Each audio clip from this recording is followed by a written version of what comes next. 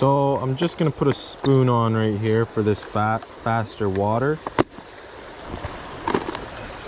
And you'll hear me talking about it later in the video of swinging a spoon or swinging a spinner or something. And swinging means just casting, and then instead of retrieving straight back to you, you swing it along the water, along the river. So in a big long area, or like even this, it's not that long, but you can still swing it. I'm gonna cast and then slowly retrieve just to keep tension, but not to bring it in straight to me. And that way we'll cover a lot of water with it, and then you have a better chance of getting your spoon in front of someone's fish's face. So I'm gonna cast it out there, and then I'm gonna let the current take it all the way down there until, oh, that's a snag. Oh, never mind. So I'm gonna bring this one back, but I cast in here, and then I just, instead of reeling straight back towards me, I just keep tension on it and let it swing down through the current so that every fish can see it, instead of just bringing it straight back to me, and then you don't have very much time in the water. So again, spoons are kind of like spinners.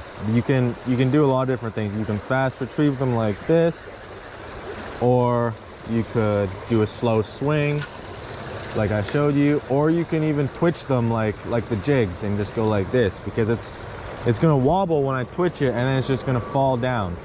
And so every time it falls down, it really gets their gets their attention.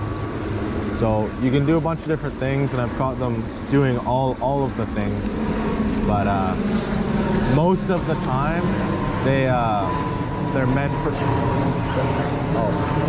Most of the time, they're meant for just casting and retrieving, or casting and swinging.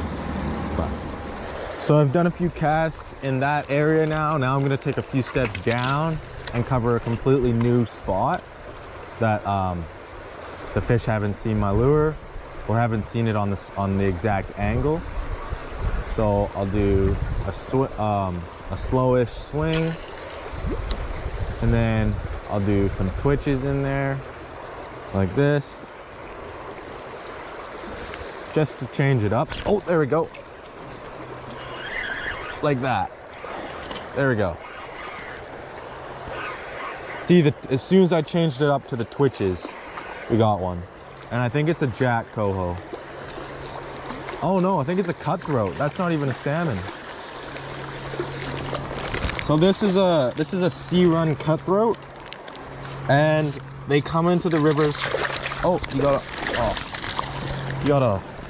But they'll follow the salmon up, and they'll come into the rivers from the oceans. They live in the ocean, but they just come into the river to eat on salmon eggs. But I mean, I guess this guy wanted a spoon, so that's pretty cool. I'm gonna just show you the jig. I'm using just a purple and pink jig, and I'm gonna cast it into there. Just work through this whole water. Just start in right there and twitch.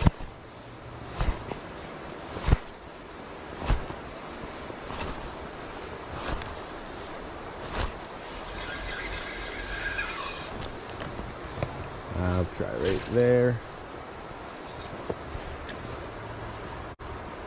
You want to let it sink down to bottom.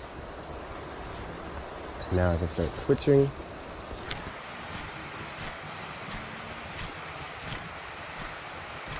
Oh, that was Coho that just jumped.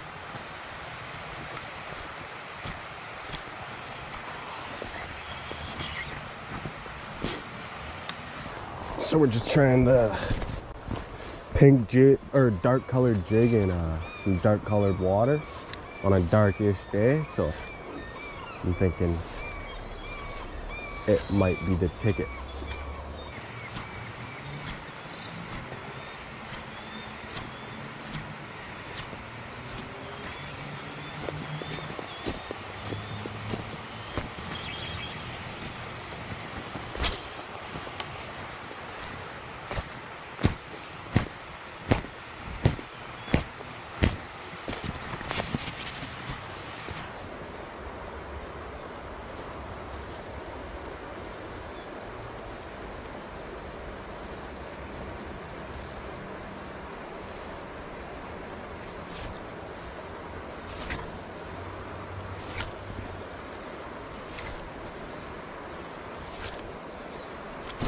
Oh.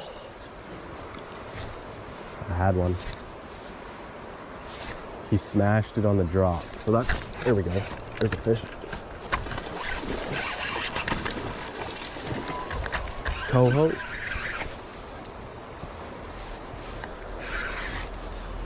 Oh, he's right here. So I'm gonna loosen my drag off a little bit.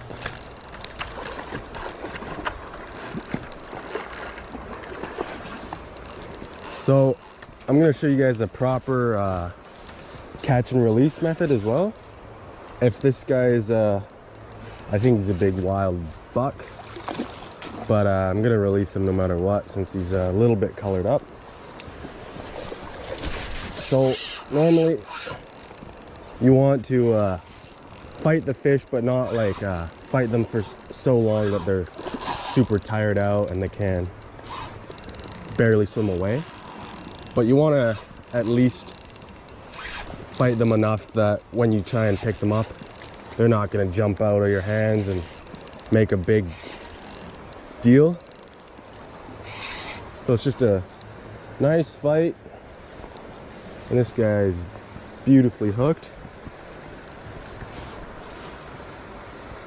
Just gonna bring him in. He might go for one little run. Yep, right there. I'm holding him. So yeah, that's a beautiful wild fish. And you know they're wild because they have their adipose fins still. The hatchery ones that I'm allowed to keep, they cut the adipose fin, and that's the adipose fin right there.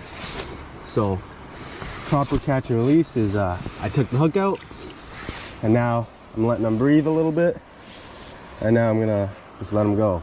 He's ready. Swam off strong, just like that. And there you go. There's a proper catch and release method on a coho salmon. And that applies to basically any fish. Is you don't want to pull them out of the water and let them drag along the rocks like a lot of people do that. You just want to keep them wet, keep them in the water, and release them. And that's if you're planning on releasing. If you're gonna bonk them and take them home to eat, then you want to try and actually get them up onto the bank as quick as possible so they don't have a chance of going back in the water after being manhandled and all that. So yeah.